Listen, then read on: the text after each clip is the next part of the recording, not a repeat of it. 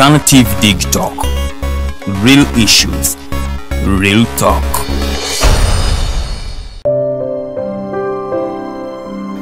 Hey Ugandans, I'm Lieutenant Colonel Dewa Kiki, the Deputy Defense Spokesperson and actually the Deputy Spokesperson for the Uganda People's Defense Forces. I was hosted on Alternative Dig Talk. I encourage all Ugandans that this is the way to go. Always watch, participate, give your views and ask questions on Alternative Dig Talk. Dig Talk, the way to go.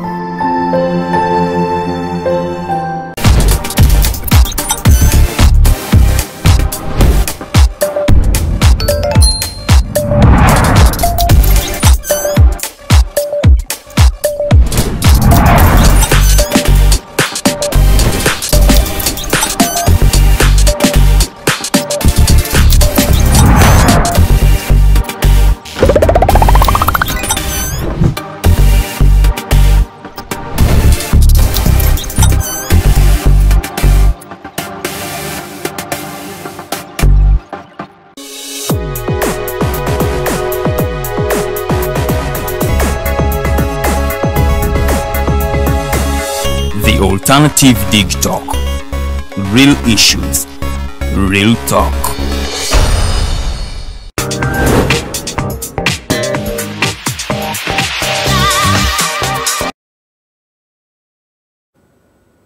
Hello, beautiful people. Good evening.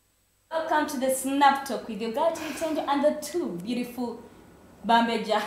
I was about to say princess, Bambeja. Yes, good evening, beautiful people. Yes, remember it is Saturday, and remember every time it is Saturday, we come in for the Snap Talk and we talk issues only here at Alternative Dig Talk.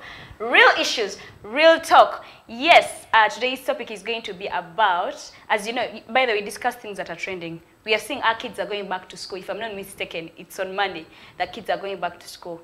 We are basically non-parents, but then we are relatives, we are siblings to the kids that are going back to school, and we are looking for every one of you's contribution. How have you contributed towards them going back to school? Besides the parents, gwenga sibling, chicho okozewo okuyamba muganda ogenda kusomero. But the topic will be how are parents, prepared for the kids to go to school, but without Ngasiranda Zenyo, let me take this opportunity to welcome the girls, to salute you guys, and then yes, we dive into the conversation. I'll start from this side today. Princess of Buganda. Yes, Daddy. How are you? Looking good. Thank you. I love the dress. Thank you. Meanwhile, let me take this opportunity. I'm designed by Asan Mam Fashion. Annie? Asan Mam. Bajita Asan Mam and Mam.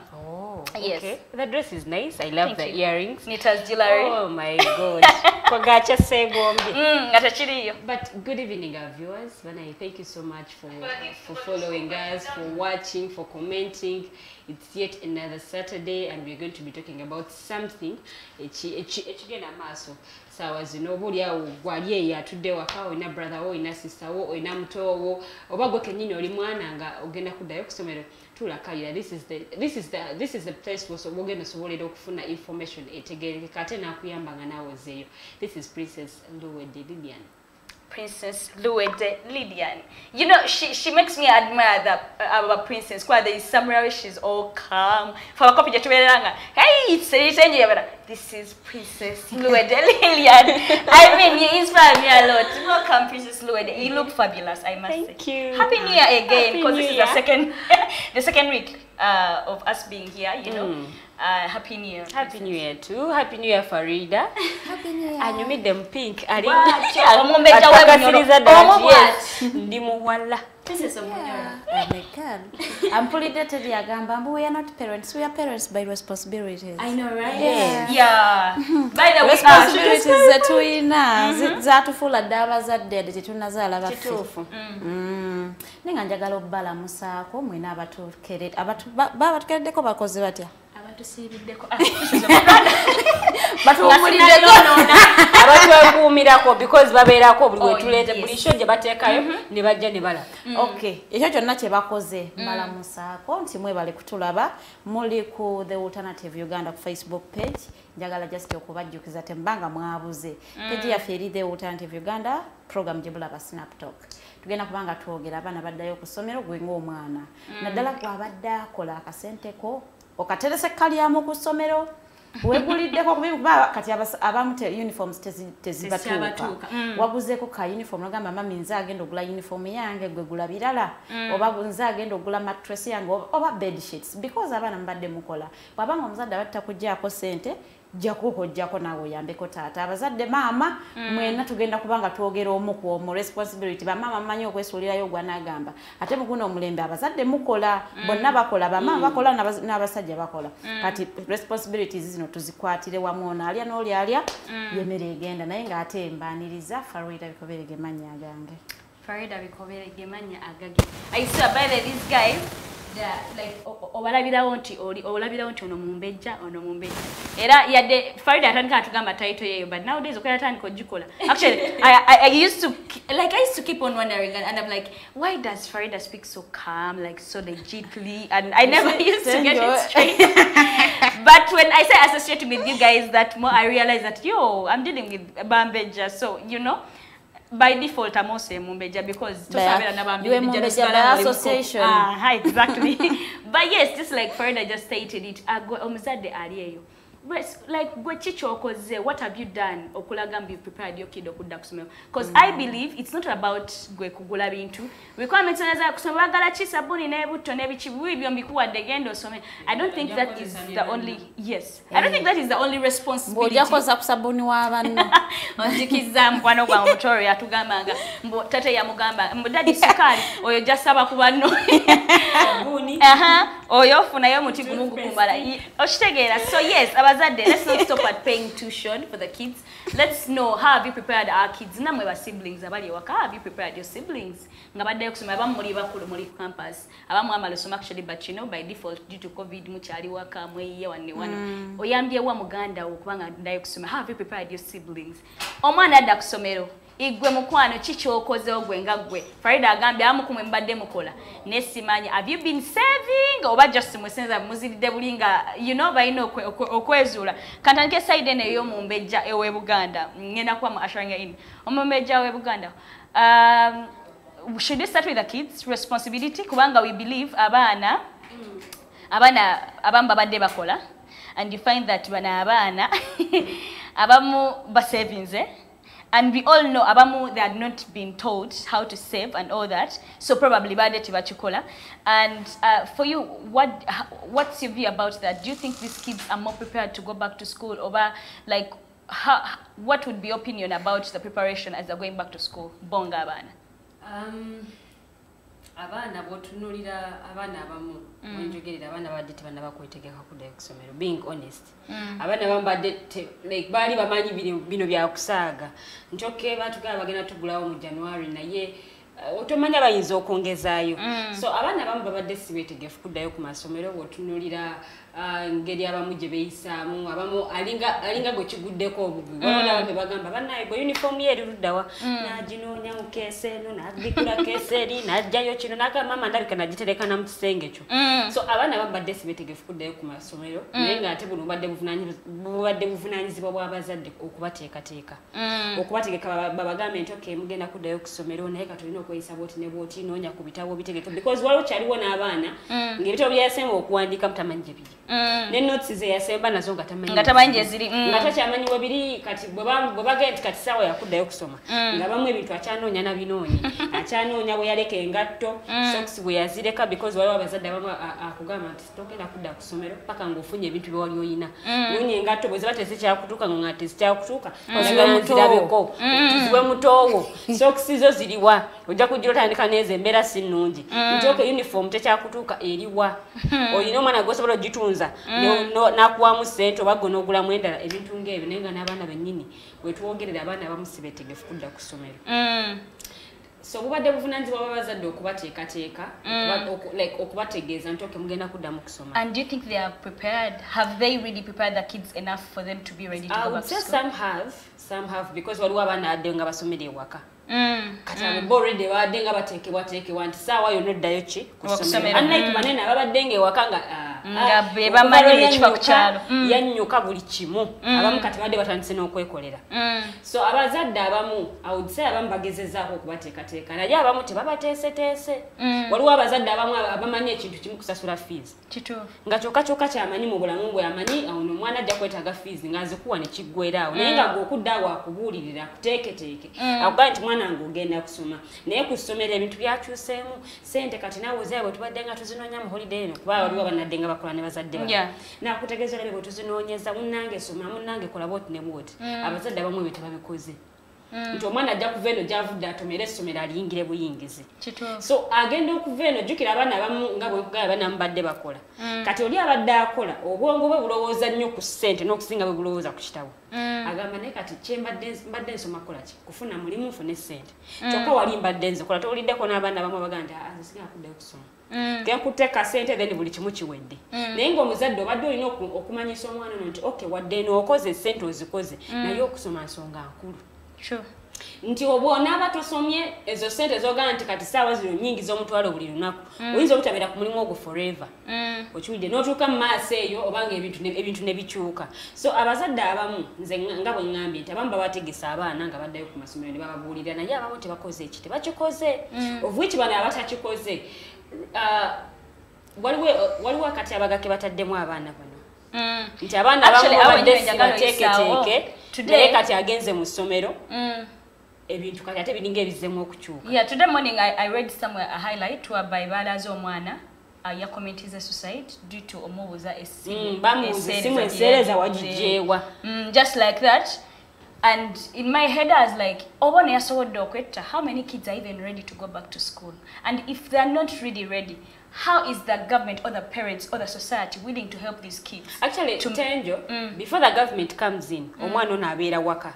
Abeera n'abazadde abaana bamu balina baganda baabwe nze awulise nina bato bange naye bw'owuliriza bonna nga bannyonnyola owulira nga yes addayo okusomero alina okuddayo okusomero it's something kyalina okukola naye nga sikwega nti obaayagala oba abadde mwetegefu n'okuddayo kati ewaka bamanyi okubagamba naye gwe nno ogenda ku ssomero olina okuddamu kati okuddamu okulowooza nti yes essomero lizzeemu ngenda kweyisa ntya ngenda kubeera ntya va mu bino bebadde nga oyiriba n'ofunayo ky'ofunyeeyo kati wali olina okufokasinga ku bitabo so obubadde buvunaanyizibwa bw'abazadde okuteekateeka abaana bano because before the government comes in yes government tugikaabira buli kaseera government okozeewo ki naye before nga government tennajja government esookerwako be bazadde abali ewaka oba be ba siblings abali ewaka baganda b'abaana abo okuteekateeka munnaabwe ng'agenda ku ssomero nti bamumanyise nti okay okusoma gye kuli olina okubeera bwoti ne bwoti ebitabo beera ng'osoma because ne wonoga nti ogenda kukola ssente zino time ejja tuuka nga weetaaga empapula zino because ensinga gyegenda maaso ebintu bigenda bikyuka nti eddaba omuntu yakomanga mu siniyafu balabanga nti asomye ennyo naye essaawa zino omuntu akomye mu siniyafu kabeera oli akomye mu siniya 6 oli agamba waliwo ekibulawo ate singa yagenda ku campus n'asomako oba emyaka ng'ebiri oba n'asaba dediya kyali badde kisingako yali badde asingako ono omuntu akoze eki akomye obukomye mu siniya 6 so nze ŋŋamba nti abazadde abamu balina okuddamu okukola obuvunaanyizibwa bwabwe ng'abazadde okupulenga roles zaabwe ng'abazadde nti omwana ono gy'onaamuteeka ku ssomero yes ogenda muteekayo tetuganya abasomesa bajja musomesa naye gwe omuzadde okoze mulimu ki mu bulamu bw'omwana ono ntanda ki gy'omusibiridde ng'addayo ku ssomero other than gwe omuti obutino kagende ku ssomero kirungi bazzeemu okusoma tewawulirako abazadde abamu nga bagamba ye amasomero gaggulwawo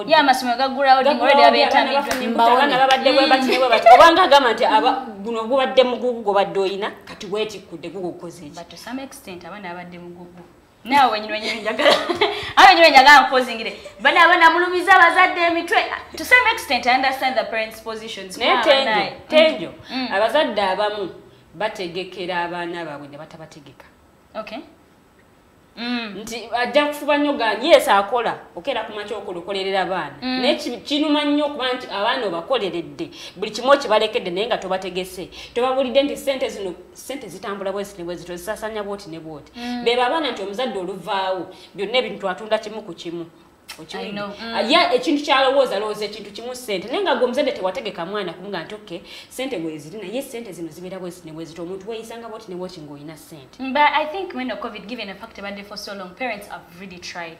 Ne Mumbeja we Buganda, kanzeko side we Mumbeja we Bunyoro. Mumbeja we Bunyoro, do you think parents have done enough to show that they are prepared these kids? Nti omwana agenda kudda kusoma nga amanyi ekyokukola nti nze munaye ngenze kusoma. Oba abana amba China this mentality nti oli asobola n'okwetta just because of a phone for Christ's sake, a phone. Sagala gamba, of course, kwetta wasn't the best decision. Naye ate n'abazadde babadde balina okumanya essimu wagijjeewa oba tewagijje mu relative babanga tebagikuwadde bo. Explaining where you got the phone was important. So if she chose okwetta ngalooza yakikoze kulumya aba parents be, I think it wasn't the best decision. But ate we wouldn't say nti abazadde tebabuuza baana bano bintu bino gye babijje because baana bato gwe tokola essimu gy'oseereza ogijjawa. So kyabadde kirungi omuzadde okubuuza nti lwakuba abaana abamu bali too emotional nti abaana b'ennaku zino bwaweza emyaka 17 aba akuze nnyo aba alabira ddala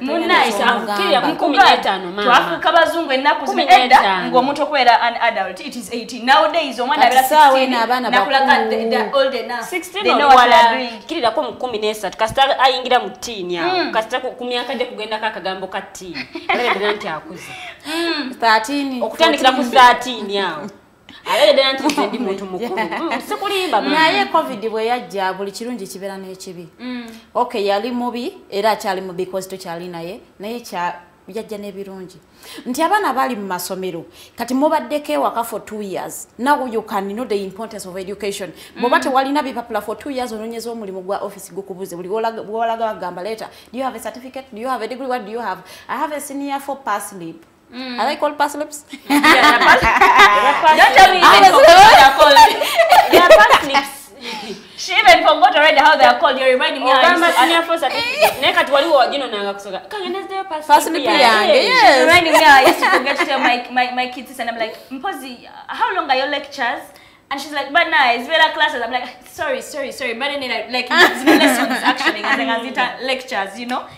Just so kati abana within these 2 years bayize nti okusoma kuli important nti tuli twogera ku baana ababadde abali ku campus nga sawa eno batudde waka ne bana babadde mu primary senior 4 senior 6 oba kati otegeera the importance of education because you've been home for 2 years and you haven't been working maybe you wanted to work naye ng'empapula zo tezikukkiriza kola buli wabitwala gamba fete tukozesa bana at least you would have had single obadde ne degree kati saawa eno omanya nti nawe alina degree yo ajja gamba abantu nga bangi lindamu singa kale wayongerako ka certificate mu kino singa kale wayongerako singa obadde ne certificate bweti wali badde yakati saawe nabadde batudde waka for 2 years ng'ononyeza omulimu gukubuze wali ku campus mu second year gwe degree yogenda gisoma emyaka 5 naye nga nebbanga n'ebyemyaka 2 lyotudde waka nga tofunye mulimu and you want a parent to sit you down to tell you education is important bwe oba oliko ekikyamu because campus oba muntu mukulu wosomera kuva P1 abamu batandikira na mu baby up to campus oba otegedde omugaso gw'okusoma. If you want your parent or your mother, father or whatever relative to come and sit you down and say, you see you are going back to school or you know kusoma, you know because tuli bantu bakulu campus omanya muzadde we sente gyazijja bwe baba bakuwadde bye bakuwadde bikwate because azadde babadde tebakola abasinga katatawo bw'aba yali owninga bba. It has been closed throughout. Farida, actually, may I feel like for the campuses, at least they know what they want. We are talking about these kids that are going back in high school, because at least our primary, we know. Mami yakugambe kola chino, ajachikola definitely. But we are talking about the secondary kids that are going for Form 2, Form 3, Form 1. Many of them have lost interest in studying. Actually, as a matter of fact, they are so young in a way that you find that oli abadde afuna ndoze emitwalo nga 10 buli mwezi. Kati ni his young, little, innocent, silly minds, they're like, why would I go back to school? After all, nifuna sente. You get it? So we're talking about those kids. You think they know that?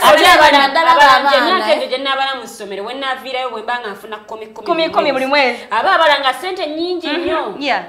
Ate abamu babadde ne ku TikTok omu growing the following mulina 25k njagala mbabuulire TikTok tesasula the same way ojja kubeera ku Instagram posting ebifaananyi ofune 100 likes 100 plus likes tezireta sente tebazigabaamu certificate tebazigabaamu degree era bwe munaatwala amalala ge mulina ge mujje ku TikTok ne mugatwala mu masomero bagenda bagoba ate ng'omuzadde we yamaze okusasulira akasente. I think these are the spaces abazadde bye batatunulidde nnyo ng'ate byonoonya abaana nti abaana babadde ku TikTok nga video yeyinza making arounds ku social media yagikozeemu ng'agenyeenya oluyimba lwa Palaso buli omu n'amwagala negoyinga viral buli omu n'alaba ng'afuuse celeb kati ajja kutwala arrogance ye gyajje ku TikTok ng'alaba akoze nnyo kati afuuse w'amaanyi nnyo abantu abaddamu nga bw'ayagala gitwale ku ssomero. Abasomesa kimu bibiri abasomesa kati balina n'entondo babasasula katono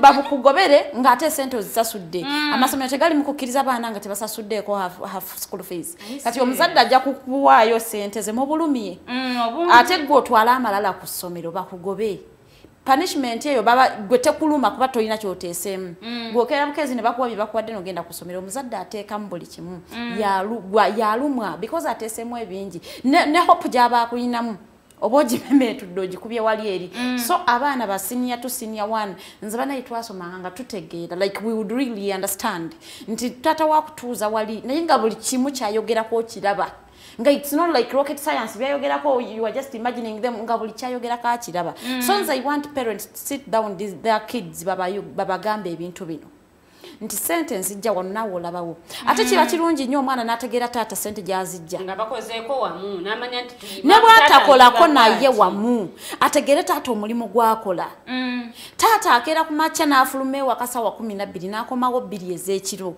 si masanyu nti njagala kukomawo wakakiro naye ng'ayiriba afune ssente ayimirizeewo famire ye the same way wobeera willing n'ogenda okukola buli lunaku nga time yeemu n'obudde bwe bumu n'oteekamu amaanyi it should be the same effort you put into your kids n'obatuuza wansi n'obalaga how you get that money so that they can respect esente z'obawadde omwana bw'aba tamanyi sente gye zivudde era gye zirespectinga abamu balowooza ti bw'ojja mu office otuula omwo lunaku lulamba ng'oddayo ng'osayiningira akasente ko at the end of the month ng'osayininga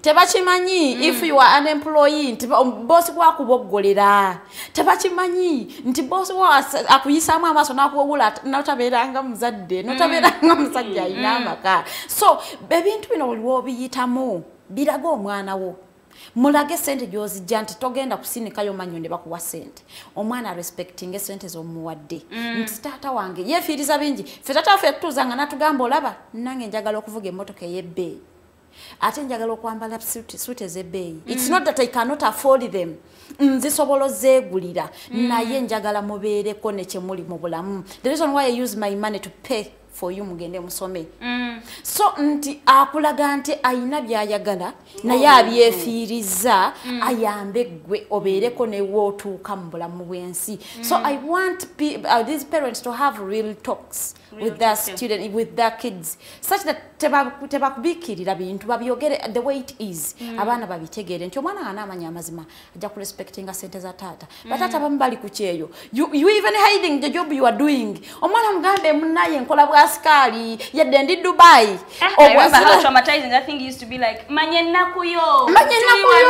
omwana amanye nti taata wange asula mu mpewo embeera si nnungi yadde sente azireeta naye gy'azijja wabi nti ariskinga obulamu bwe omwana ono arespecting esente because 13 years omwana wa senior ono abasobola otegeera kati abo abaana tebakyalina 13 kati bali 15 because bali met kuyingira senior wano nga bali 13 ne batuula 2 years kati bali 15 kati abaana bategeera bulungi nnyo embeera saawa eno bayogere nga babagamba real things ebiri ku ground baleme kubikkirira abaana bano bategeere ebintu bino nti ne bw'anaagenda ku ssomero bajja kugamba twalinga teacher of African history ngagamba tunule wamu olaba obusisira bonomanya obusisira listen not meaning nti ewamu eriyo obusisira naye tunule wamu olaba embeera how you're doing background yamwe nga tonajja kusomera okukola fujjo nga tonajja kusomera kutandika coupling soko tunule wamu taata we sente gyazijjo bamaamawo bamaama bamu babakubye ku streets n'abatundira ku street bakuta ebintu byabwe naye nga era akeera ku makya n'agenda n'asuubula n'akaseera n'addayo ku street ne bamukuba kibooko akikola maama no, not because ayagala achikola olwokuba alina omwana gwayagala asomese alina omwana gwayagala atukeko mu bulamu ye watatuuse watasobola tuuka ayagala omwana watukewo. As you go through this hard life, show your kid the life you are going through, such that that kid respects the money, she respects your hustle. Okay. As you go through this hard life, let your kid know the hard life you're going through. Go in alaba, invite a kid out there. A relative viewer. Let them come. We may not speak sense all throughout, but I believe that what we are saying, at least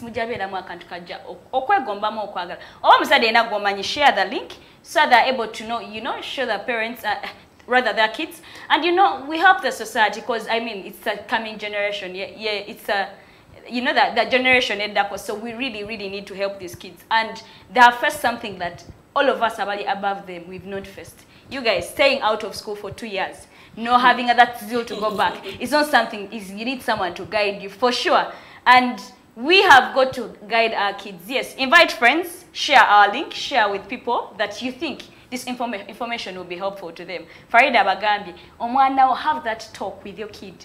Let your kid know true life. Leo tokere nga okusoso wazabana bafe nga mubalimba musimayanga oba katika ngeze omwana nakuza daddy omwana avambo tumugula mu supermarket. No, mugambe, you go out there, you sleep with a boy, you're going to get pregnant. So that she knows.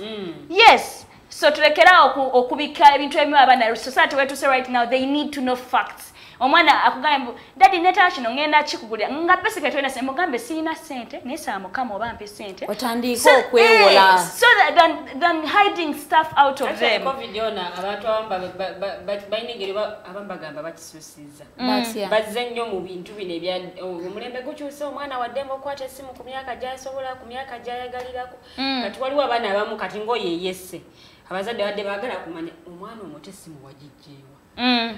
Because ezukira watu wasokero kwata amasimu. Twai kadi yatuka mu bana kumala sanyafo. Nenda okujikwata kwennyini nga gwajegulidde. Naye nga nekukujegulira kuwera ka amateeka bwe ziwera 12 todda mu sima ku receiving calls mbusima gundi akubidde. Era nga nebo kabera kama pesa nakulaba ngo kanyiganyi ngo kafiira ko mikase. Fe wali amateeka ategasinga kagewa mmwe. Fe abalenzi nga bebakwata amasimu nga bamaze sanyafo. Kati omuwala nebo oba osobola ojegulira. Nga tomaze sanyafo kwata simu. Mayo malaka nanti campus ya kosi wako ja kwagala sometimes bamsindika mu WhatsApp groups.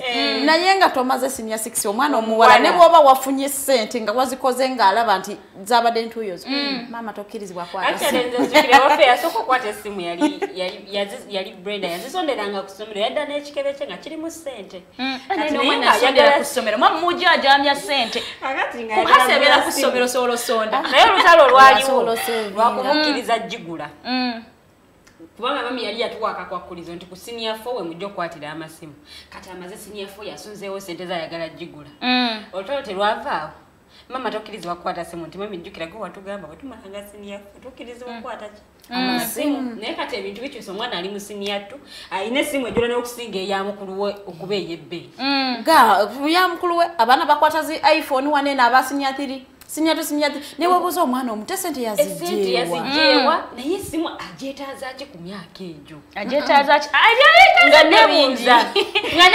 tukirizika ebyetaaga ku ssimu nga nebuuza ajeetaaza ki kosi wakaba muyisa ku WhatsApp bade babadde basoma e-learning nejjukanyamu tebadde basomera online ne classes ezimu zibadde nga tezisoma abamu badde basomera online most especially candidate classes zibadde nga zikola ki zibadde nga zisoma naye abazadde abamu bawadde nnyo abaana baabwe beetu mu kiseera kino ekya covid nti omwana wange mulese yeeyagale kekadde kaako okweyagala naye nga yeerabidde nti omwana ono agenda tuukaddeyo ku ssomero ebintu byabadde akola wanene waka ajja kwagala obulamu obwo ku ssomero ojja kwesanga omwana asiniikirize n'essimu agitutewa ajute ku ssomero bagikwate bagimemento ayagala okuba teacher bamu experience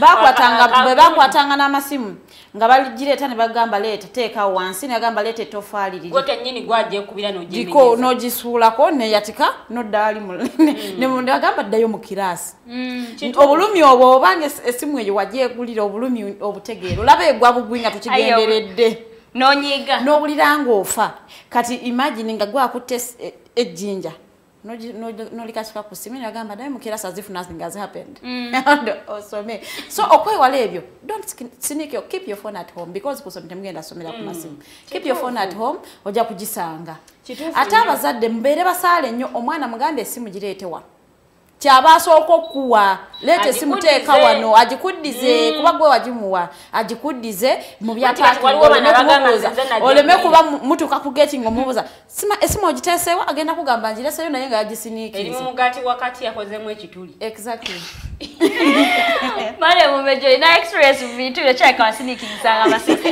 but to you simu naye ngeri abana je basinikinga mama simu je to you all that are watching please your comment really matters. Tell us how you think we should really prepare the kids that are going back to school tuwasibirire ntandachi kyo wantisubide tuwasibirire and then do you think the parents have prepared enough these kids okuddayo ku ssomero tuwadde mu covid they have been with them for 2 good years. Have they prepared them to kulabikanga, you know, bengera with their education? I was still your side, Mombeja. Omwana abadde akola afunye kasente. Actually, those that are considerate abalumirirwa nti namanya nti mamange maybe ayocha kasoli ku kkubo. So nange ngeje mbadde nkoze kanterekeyo kana kasente katuyiseewo wano maybe obanja sasula oba hostel fee oba si hostel fee banja kula pocket money akaja kunya ko pocket money wade shopping yange zenganze abo nabo je bali and remember people doing this they feel like it's either way you're my parent but I'm also doing my own duties sina gamambo bomfa konyo bichichi and it has led to disrespect. What advice would you give to the kids abadde bakola right now that they have to go back to school? Because I'm actually bagenda ganda bagamba nti losing amulimu kwa nino sigala nga nkola either nte kamudde bazadde abakivudde edda naga mwana ka start andise okufuna yo kasente ebyokuwera nabivaako naye nze ngamba abaana bano nti sente ezo z'okutandisa okukola entono tuzali kwemazizaamu ebitabo bino nsonga nkulu nnyo nti bw'oba n'empapula tezivunda Farida yakitugambako wano naga empapula tezivunda ne bwe bulibeera ddi otomanya opportunity gyeva naye ng'olinawo empapula opportunity eyo bw'enaaba ezze nga tolina mpapula maidi bajja kugayira tokulifayinga ekifo n'ekyo kikole kikuyiteko sente zino bw'oba nga oli mwana ng'oli eyo tandisa okukola ku sente nze kugaa tutunuulira bino by'olabyeko kati amaaso go galengeze ekiri ewala galengeze ekiri mu maaso va ku kutunulira kyolinawo kati nfunye olunaku nyingiza omutwalo oba nyingiza emitwalo ebiro jjazi balabalamu ogaa nti mu myaka 5 nja kuba nyina kino na kino naye ebintu oluusi tebitambula nga bwe tubyagala tebitambula nga goba opulani nze nti kati bwe mbanga nyingiza omutwalo mwezi ne gugwako nga nyina ya 3 gange omwaka ne gugwako nga nyinawo zino na zino bwe ziti mu myaka 5 nja kuba nsobodde okusavinga sente bwe ziti ani akuwa garanti nti ku myaka 5 nja kusobola okuba nga olina sente ezo ye ani akuwa garanti nti ku myaka 5 nja kusigala ng'okyaliawo wennyini w'okolera because sekati enyiga nnyo omuntu atasomye edda batugambanga simanyi obutasoma bulumu okuze ojaga nti kati nkolawo waneeno naye otuukeeryo kale singa oba kale ate neeyongerayo nayina omukisa because waliwo abaana abamu ng'alina omukisa ogusoma naye nga yatayagala neobawo wano ng'omukisa teguliiwo naye nga yakolaki so bw'oba olina omukisa ogusoma soma ddeyo ku ssomero osome zino sente z'okuteeka entonotono tezikwemazaamu totandika kuyisaamu bantu maaso olw'okuba obadde ng'okola lockdown banawo abaana bafuuse ba celebrity mu muggalo guno tolowooza nti obwa serebu bw'olina obukwata ate obutwale ku ssomero wali oli student osoma bw'obanga ogenze ku ssomero kusoma kola ekyakututte ku mbwaba azudde ekirabo kye mbwalina talent tetunagigana ne talent enyuma nnyo ng'eriko empapula ng'eriko ebitabo abantu tulabyeko aba celebrities bangi naye nga basomye of late ndabyeko abayimbi nga muyimbi naye nga yasoma empapula zazirina. Which year did we see Spice Diana graduate at Makerere? But she's already having the money and all that. Omwami Waiki Benda yasoma byali babya mafuta babyali byakisijjukira bulungi naye nga yasoma naye nga ate kati akola ki muyimbi so bwaserebu buno bw'otuuseeko bunyuma nnyo ng'olina empapula ezikutambulirako wali ku mugongo because tulabeko ba celebrities bangi nnyo babayita ba one hit maker nga yakolayo hit egi ne mutunda okufaako obufi naye nga ssaawa zino omunoonya ne waali nga tomulaba ng'onoonya noga omwami ono baakyali muyimbi togere ku kirevajje ogenzi waliwo yakolako hit eziwerera ddala 2 ne 3 naye tunoonya Captain Dollar ate ono Aisha Javeri oyo ye bali akachumba naye kutumideko tumideko nnyo manyi oteko kwa Captain Dola amanyi wali no zatubulire no tubulya kuba omusajja amanyi akayimba kamu bwe kati naye bukyanga akafulumya sidanga mukuwulira ko ntoba ayabali azemo okubeera wano bayelezemo okuyimbira so gwe omwana abadde afuuse serebo mu kiseera kino ekyomuggalo tolowooza nti ebyo byolabyeko kati bigenda kubeeramu ebintu bibeerera tomanye mukisa guyinza okuba guli awo naye nze nkwencouraging okuddayo okusoma ddayo osome obeere n'empapula zo wano bwoti olyoke weeyagale nga bw'okola ki nga bw'osimye because bonna abatosomye bonna atuuka eyo maaso obwa serebu buno ne bakufuukira obwa serebu ojja kugisoga kale singa naddayo nensoma kuba nalina omukisa ogusoma so omukisa ogwo bwobanga oguyina ng'okyaweererwa ng'abazadde beetegefu okuzzaayo okusoma bannange soma naye abazadde abamu waliwo abazadde abaagala tetugenda kuddamu kuweerera baana omwana yali already si mugezi omwana yali already si bwati ne bwati naye omuzadde tukiriza obuvunaanyizibwa bwo ng'omuzadde bannange okiwulire because waliwo abazadde abamu abagamba nti omuggalo guno abaana batudde nnyo wako omwana wange already teyalina magezi mangi nnyo mu ssomero n'olwekyo newemba simuzizaayo okay bonna batemuzizaayo mu ssomero wakiri kagenda asoma ebyemikono at least abeeko n'empapula z'ayinako at least muwe skill bw'ogamba nti omwana ono si mugezi mu kibiina zuula omwana ono kikyayagala okukola nti omwana ono ayinza okwayagala nnyo okusiba enviiri ng'ekintu ekyakitegeera bulungi wakiri muwe skills zino abeere nazo other than okumuleka bwati ensi ekole ki agenda atomera ensi kuba kati ebintu bikyuse emirembe gikyuse ensi ekyuse nti saawa zino omuntu bw'obanga tosomye nga tolinaako mpapula zikubaakinga up olaga n'omukisa ne bwe gwali badde guzze gujja kugenda okujja naye nga tolina mpapula kiruma nnyo okuba nti otuuse ewantu nga opportunity ogiraba weeri naye ng'ekikulemesezza mpapula ate nga empapula ezo zaava ku ggwe nti wagaana yes last time I was watching the show The Mighty Drive nendaba omwami Edgar Matthew Kalhanga agamba the pen is mightier than the sword so ekalamu mu Luganda fetugita kalamu yamanyi nnyo n'okusinga sword eki mu Luganda n'ekitala n'okusinga ekitala so mukwano omuzadde kubiriza omwana wasome but it doesn't stop at you buying your kids requirements n'omusindika kusomera omuzadde omwana agenda kusomera mubuulireko ky'osobola but even in the course of the term tulaba term zino ziri kweriraana nnyo try to check out your kids but checking eko on gendayo kusomera mukyalireko mutekeko tikyagenda omumonitoringa because we all know our kids have been doing a number of things that we can't even know so in this moment we shall need them monitored wabanga gola omwana abadde ayononese nnyo funa teacher gw'otipinga amonitoring omwana addemu shaping in the same line nga we yali video etuka togamba omwana yali annyewa kandi abadde waka myaka 2 nesigendayo no genda yomanyi omwana akola atya apafominga atya omanyi bazadde baye babikola yabadde waka myaka 2 ng'alya kino alya kiri kati covid kikyekye ngenda otwala ekyenjawulo you get it but that is not the way to go naye abaana tebayisa maaso mu basomesa bannange omanyi omwana akutte ku ssente abamuziba oluusi wa controllinga aga kati nze nazikolako mumanyi bwe naye kati abaana abo bakutte ssente twagala tudetermining ki kye baagala okubeera what house do you want to have because gwatandise okukola oba otandise okumanya ensi bwetambula what house do you want to have what car do you want to drive olowooza obusente buno bwofuna bukusobozesa ofuna kiri kyoyagala bwe buba tebusobola genda osome kuba ebitabo tebivunda. I'll give you an example of my brother. He has been unemployed for a full year. The whole of 2021 he has been home and he would be there moving with his application here and there.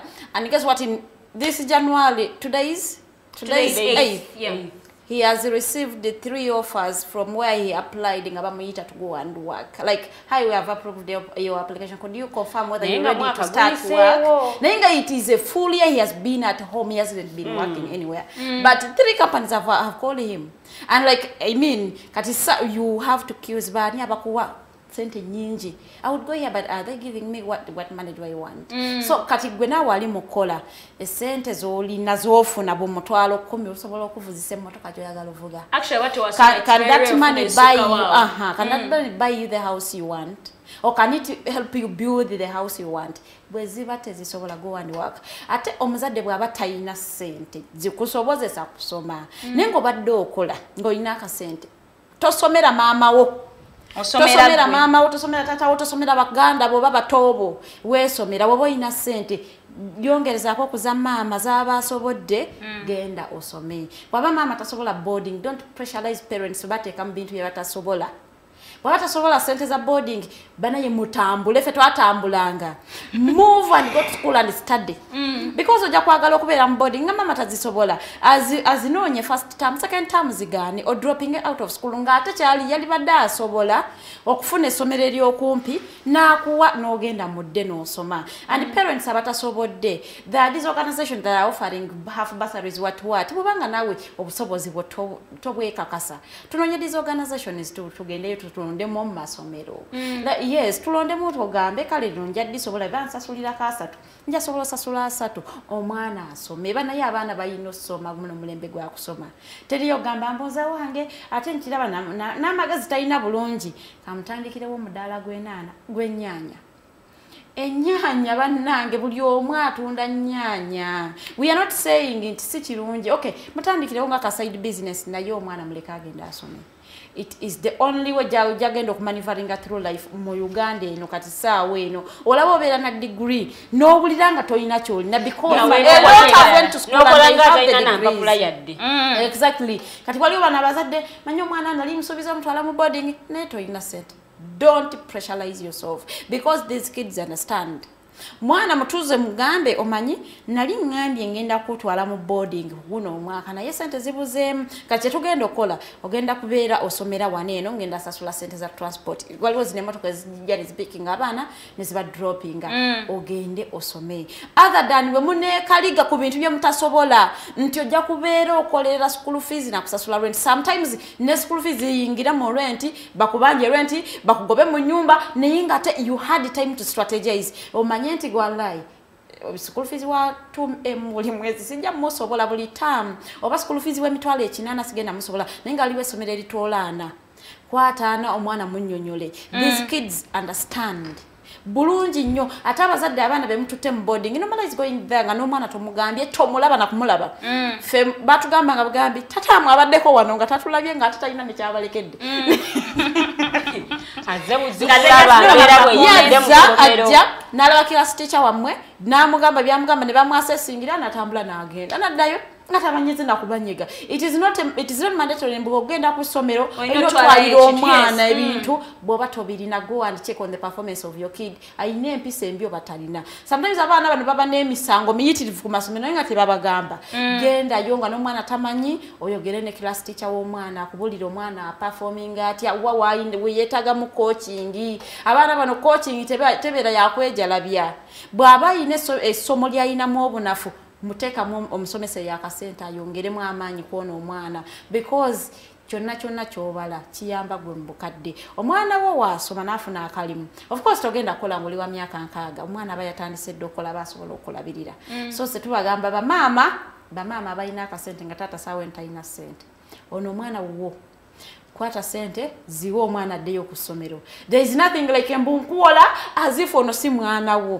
bw'aba bbaawo talina sente zizayo omwana ku ssomero omwana temumuleka kutuula olw'okuba taatayi talina sente kwata sente ozeeyo omwana just imagine olina mwandu tebaalisomye no let us imagine things okay taata waabwe taliwo yafa tebandisomye just imagine olina mwandu kati taata waabwe waali awo naye talina sente isonda tayagala kusomesa baana kyanjawulo naye bw'aba ayagala nga talina sente naye nga gwe maama olina sente these kids are your kids kwate sente w'abaana baddeyo ku ssomero togenda kufa ashero somuwoza mu magezi ati sinoziwaayo just no gambe so ligame tebanaziwaayo okitegera so atabana bagenda ku ssomero ye ajja kusasula with time at least no mulimbira awo ako kabadde awo buyaye tebesi obo buyaye no press that by the way no press my mom olaba ekiraga nti ewaka waliwo obuteesigangana biba bivudde ne maka nga bigenze mu third party kati ne ssomero limanyi nti abo tebesigangana you know so bobo ina sente zikwata omugambe okay I am paying this time you will pay next time togenda fa I mean this is aja kubeera challenge yagamba wayo mukazi yasasula first time eransa asasula second time aja kunonya sente kubirire second time etuke ngazi nga ina chaina at least yazwe naye bineno agenda basasula yabali abazaala kati yabazaala omu yali abazaala tamanyi yabazaala omu mwabazaala babiri kati oli bw'abatalina kwata ssente w'omwana addeyo okusomero olaba neno ate waliwo wasasulirako nagamba oli nga yamusasulidde nono ojja musasulira kati the parents kati ngafa bakulira mu polygamous families kati osanga nga waliwo banna abazzeeyo toseka nga mwe temunnaddayo naye talina busobozi bugamba nti abazzeeyo baana 10 mulundi gumu ku ssomero ajja kuzaayo abasatu ate wabeerawo ababeerawo abali mu kirasi ez'enkizo nga ye talina kutuula abali mu candidate classes kati ngwaba bali mu pifa gamba bano bagira balindako bwoba ina sente kwata omwana w'omuzeeyo kusoma togenda kufa you're not going to lose anything kati aina ba candidates abatuuzizo ba aina abali mu third year kagamba ono kamujjewo amalerumu kati ate gogambe ye mama abolinga abawadde sente abange be batali baana kale baleke batuule bwe batoyagala kubasasulira balina okubeera considerate because omwami bw'abanga akunnyonnyole tulina abaana abali mu kirasi ez'enkizo waliwo abaana bali mu candidate classes kiki ekikupa by'okutandika okunyiiga nti owa pitu tebamuzizzayo nga waliwo ali mu siniyafu waliwo ali mu kyomusanvu naye ono ali mu pitu okiwulidde so owa P7 kasooka agende owa pitu ajja nga bwe tuyiiya ate gwe babagamba nti obwe tuyiiya nga ate gwe otudde kasente omwana we atudde ewaka ate naawe oyina sente naye ozikukulidde abazadde naye Farida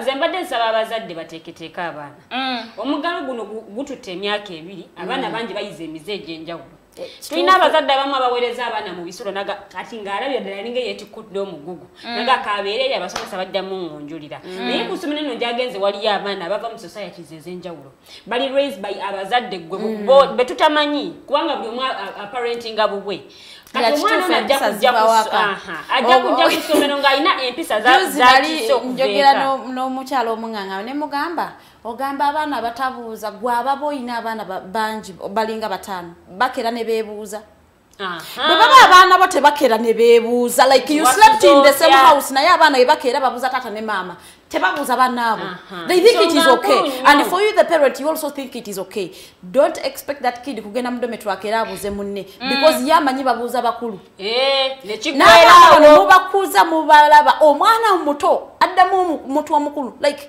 namubuuza ebibuuzo namubuuza gamba omwana naye ne mutabakondeminga muwoza mbakana naye omulembe gutuuse bali confident omwana ali confident abaana muboonoona abaana beewaka beebuuza let us begin with our homes oyina abaana abasoba mu 2 do they wake up early morning ne beebuuza ye abaana bano babuuza ne maidi nti wasuza oti good morning aunt because waliwo abaana abamu nga yakenda kumaca nabuuza mama netatebalina kwebuuza kati zino empisa zebagenda okujja ewaka bazitwale mu dormitories gye basindika kituufu nnyo era nze ekyo kyembadde ngamba abazadde nti abazadde mwennanga abaana bano bagenda kusomera abaana mubateeketeeke nti abaana bagenda kuva eri basisinkane ne baana bannaabwe ojja okulaba akatogo akali awo omwana ajja kuddeeko obwebuuze ebintu bino yabiyigira wayagenda tabimanyi naye ng'ebintu bino abiyigidde ku ssomero olw'ensonga nti ku ssomero gy'omusindise bamugonjule abantu ku ssomero okwo abantu buli omu ajja kukola bizinesi ojja kugamba nti mulekedde mmeetu naye nga ne mmeetu alina abazadde nga 10 na bonna bamulekedde abaana alina n'ababe tagenda kukwata butayimu yonna agiteeke ku mwana wo ng'alina abaana abalala 99 bamulinze bonna balinze attention ye bonna balinze tayimu ye so gwe omuzadde teekateeka omwana wo nga tannadda ku ssomero so that atuka ku ssomero kyonna ky'anaabasanzeyo ajja kujjukira ebigambo maama bye yamugamba kubanga ffe batugamba nga manya ennaku yo manya gy'ova naalongo n'alyoka akujjukiza olaba ssente gye nzijja ogenda otuuka ku ssomero nga mu butuufu ebigambo bikuwuumira mu matu buli woba oyagala okubako kyokaga mpozi maama yaŋŋamba nti bwakulaga real life ye esente ezo gye ziva kikuyambako naawe woba ogenda okola ekyobusiru naye mukazi oli bw'anankwata kwa musajja oli ffe muzeeyi yali avuga akamotoka kakakadde ng'abeera bw'aba akalongoosa ng'ayomba nali badde avuga motoka yaddeyi naye abaana kati naye ng'abaana mu abamuzza emabega kakati nga gw'omanya abagamba indirect nti esente zange zembawa muziwa ekitiibwa musome temuzizanyiramu. So abazadde abaana bano mubeere nabo mubagambe ebintu ebimu. Ate wali abaana bayiga skills. It has been 2 years. Abaana bayina skills ezimu. Bw'aba agenze ku ssomero ng'ayina bye yakoze bifunira akatale ebiri waka. Bifunira akatale. Video gendo tuuka nga at least olina kw'osobola omutwalira. Kibayambeko. N'abasomesa bennyini enkwata gye bakwatamu abaana bano batudde emyaka 2. So abasomesa baleka okulowooza nti nga bwe byali luli nga tetunagenda mu muggalo bwebiri kuba kati abaana bakyuse obwongo bukyuse omwana akureasoninga noga ono omwana yagenda tayogera bwati ne bwati. So n'abasomesa engeri gye bahandolingamu abaana bano sigambye nti babatiitiibye naye okubakumakuma oba okubabudaabuda okubaagazisa okuddamu okusoma. The teachers. Yes. Thank you very much, Princess. Remember, we've been looking at have parents prepared enough for the kids to go back to school. Tukakwa tusoma comment emwemu oba even less. Oba bilibili tulabika due to time. You know, time is not our friend, guys. We would really want to be here. We discuss paka, but we can't. And today, since we are looking at how have the parents prepared the kids as they're going back to school, omwami wiki yugi agambye fees. Yes, fees nchimanyi inti ziri wano abazadde zibatuse wano. But I think let's try to communicate with the leaders b'amasomero okulabika nga bana afe baddayo ku ssomero, because your kid has sat home for 2 years and it wouldn't be really nice for her to sit for extra weeks because you think you don't have the money. I think we should take this opportunity to was even earlier. You never know, actually, maybe study for just 1 month. You say nabaza mu lockdown. So right now, bagamba mulalu wakwera wokwatira. Mulalu katuweredde nti abana afa bagudde badde basomere katukiriza to trying all means. Abana badde why takes you to okugenda ne wegayira ne bakiriza omwana onasoma. Bambi abazadde tukikole abana afe bagende basome. I think Lydian and Farida, you guys would look out for a comment that stood out for you. Tujisome tulabike nga tuba mu kifo kino due to time. Mami. Sorry. Tutandikireno. Mwami Jeje Jacob agamba naye, don't you think at some point you base on what you have at the moment to tell the future? Mwami Jacob, ebiseera ebisinga olina okulowooza ng'ovudde wano ku kyolabako kati. Naye ng'olowooleza ebiseera by'omu maaso. Because onoolowooleza wano wokawuka nga tolowooleza biseera bya maaso. Oluusi kiyinza okukalubana. Akubyemu n'akaseera nga kalima ako bamugobye. Bakugobye naye ate nga n'emitwalo egyo 10 tokyakola ki? Tokyagifuna. Embeera ejja kubeera etya. Nga tolinaako mpapula. Yeah. Okay. Mwami Masere Kusadata agamba lovely show ladies. I like the topical discussion you choose every Saturday. Keep it up. Happy 2020. Thank you and thank you for watching.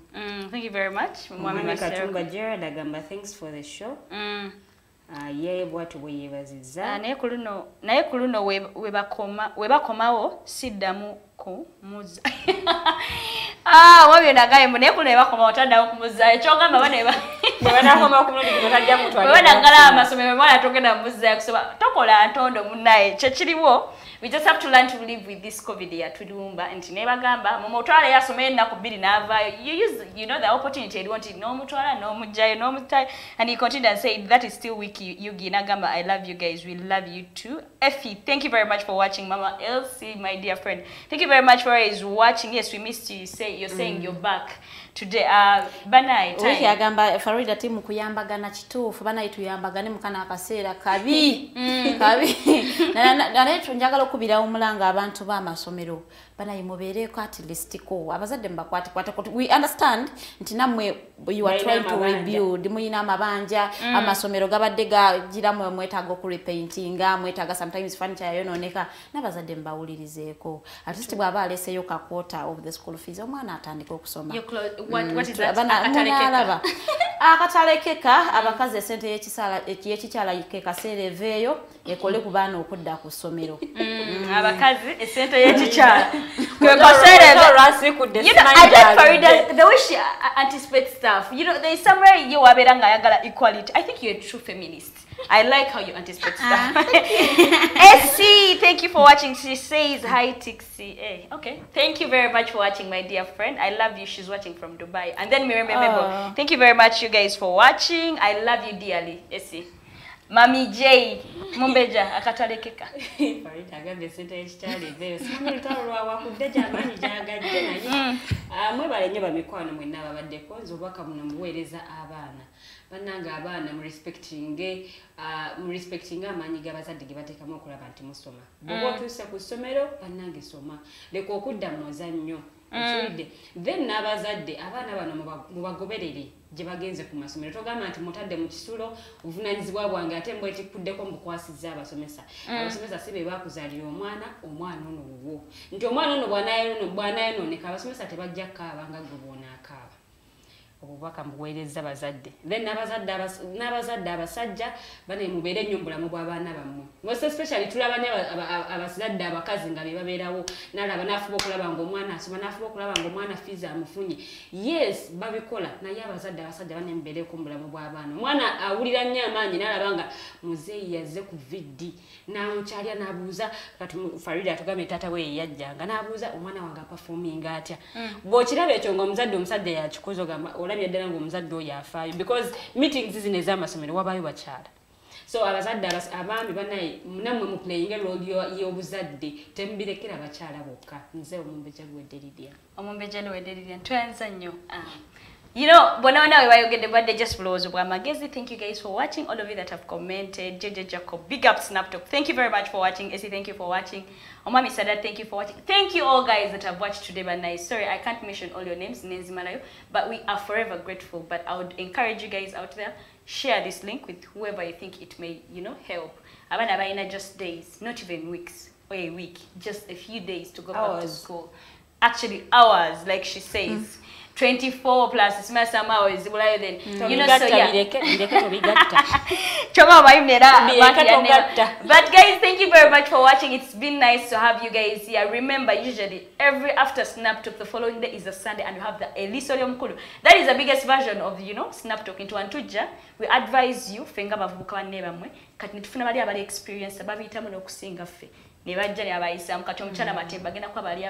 written a number of books. She knows how useful education is. I was watching his series behind Gatugamambu Yakola Papers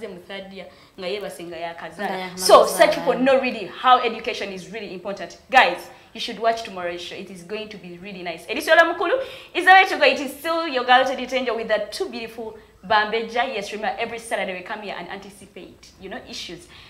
Are you looking for internship? Ngokola mass communication, to be clear, sagala wa tourism ojo watu disappointing. You're offering mass communication, you're looking for a place to do your internship. This is the way to go. Our charges are affordable. So go ahead and on your internship, labikanga you reach out in my inbox, Rider's inbox, Lydian's, or banekwe your page and you could hit us up. We offer you a place to editing, filming, being in front of the camera, behind. Remember, in a video, you're shooting. Which function do you have? Is it a book launch? Which function do you have? Reach out. The Alternative Uganda is the way to go. Alternative TikTok. Yokai again, shooting a video. Osime, it has been nice having you guys. Happy New Year again. Love you guys. Kanakaimba kagala nyo. Mulaire, mulaire, mulaire. I love that song. It's so